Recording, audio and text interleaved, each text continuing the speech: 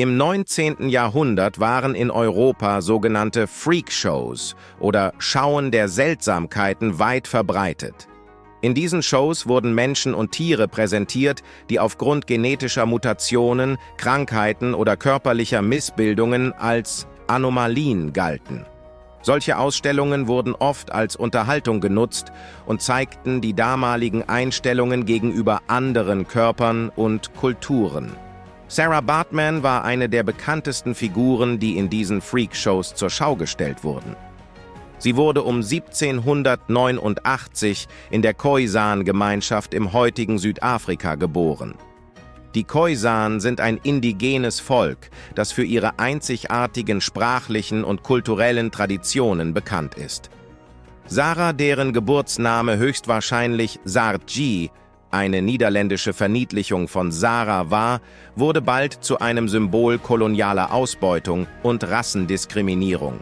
Der Name Hottentotten Venus, ihr Künstlername Hottentotten Venus, ist geprägt von den rassistischen und sexistischen Vorstellungen der Zeit. Hottentotten war ein abwertender Begriff, den niederländische Kolonisten für das Kykho-Volk benutzten, da die Klicklaute in ihrer Sprache für Europäer schwer zu verstehen waren. Diese Bezeichnung sollte die Sprache und Kultur der Khoisan herabwürdigen. Der Begriff Venus hingegen spielte auf die römische Göttin der Liebe und Schönheit an und war eine Anspielung auf Sarahs ausgeprägte körperliche Merkmale, insbesondere ihre großen Hüften und ihr Gesäß. Ihre Reise nach Europa. Sarah Baartman wurde von Hendrik Cesars, einem freien schwarzen Mann, und Alexander Dunlop, einem britischen Militärarzt, nach Europa gebracht. Beide Männer erkannten die Möglichkeit, mit Sarahs Körper Geld zu verdienen. Obwohl Sarah formal gesehen keine Sklavin war, wurde sie nach dem Tod ihres Partners durch einen niederländischen Kolonisten in eine Art Knechtschaft gezwungen. Cesars und Dunlop ließen sie einen Vertrag unterzeichnen, in dem sie freiwillig bestätigte, an den öffentlichen Vorführungen teilzunehmen. Viele Historiker bezweifeln jedoch, dass Sarah die Konsequenzen dieses Vertrags vollständig verstand. Im Jahr 1810 wurde Sarah in London ausgestellt. Sie wurde in einen Käfig gesteckt, trug enge Kleidung und exotische Kostüme, oft verziert mit Federn und Perlen. Ihr Gesäß wurde besonders hervorgehoben, da das europäische Publikum von ihrer Körperform fasziniert war. Dies war eine direkte Folge ihrer genetischen Veranlagung zu Steatopygie, einer Fettansammlung im Gesäßbereich, die in der Khoisan-Gemeinschaft weit verbreitet war und als Zeichen von Gesundheit und Fruchtbarkeit galt. Für die Europäer war Sarahs Erscheinung jedoch ein Symbol für Andersartigkeit, das die Rassentheorien des 19. Jahrhunderts weiter verstärkte. Die Zeit in England und die Versuche der Befreiung. In London erregte Sarah bald die Aufmerksamkeit der Öffentlichkeit und der Karikaturisten. Ihre große Popularität führte jedoch auch zu Kritik von Seiten der Abolitionisten, die die Art und Weise, wie sie zur Schau gestellt wurde, als unmenschlich ansahen.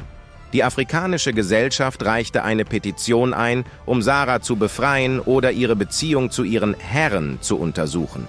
Die Abolitionisten sahen in ihrer Ausstellung eine Parallele zur Sklaverei, die zwar offiziell abgeschafft war, aber in Form solcher Shows weiterlebte.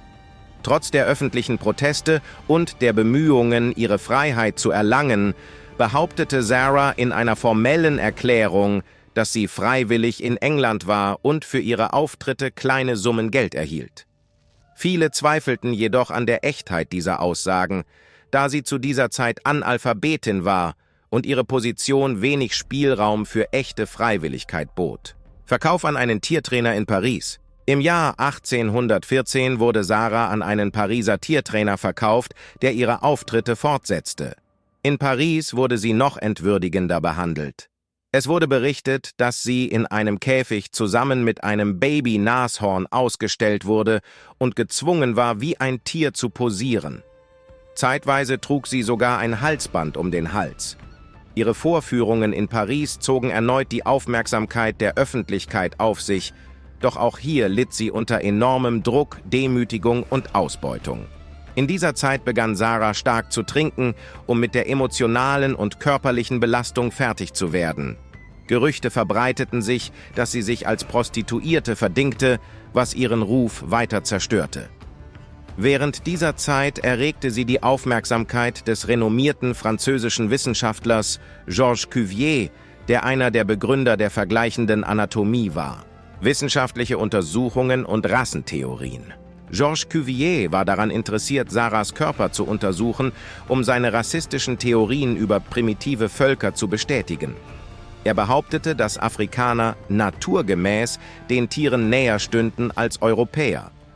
Cuvier führte mehrere Tage lang Untersuchungen an Sarah durch, die in wissenschaftlichen Abhandlungen und Gemälden dokumentiert wurden. Besonders interessiert war er an ihrer Steatopygie und den sogenannten verlängerten Schamlippen, die in der Khoisan-Kultur häufig vorkamen. Diese Merkmale nutzte Cuvier, um seine rassistischen Theorien weiter zu verbreiten, die behaupteten, dass Afrikaner weniger zivilisiert und fortschrittlich seien als Europäer. Sarah weigerte sich jedoch, ihre Genitalien für diese Untersuchungen zu entblößen, was Cuvier nicht davon abhielt, seine Theorien und Beobachtungen zu veröffentlichen.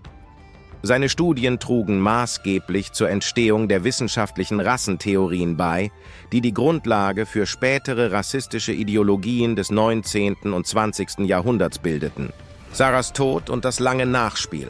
Sarah Baartman starb im Jahr 1815 im Alter von nur 26 Jahren in Paris, vermutlich an den Folgen von Krankheit, Alkoholismus und den unmenschlichen Bedingungen, denen sie ausgesetzt war. Doch auch nach ihrem Tod endete die Ausbeutung ihres Körpers nicht. Georges Cuvier führte eine Autopsie an ihrem Leichnam durch und konservierte ihre Überreste für wissenschaftliche Ausstellungen.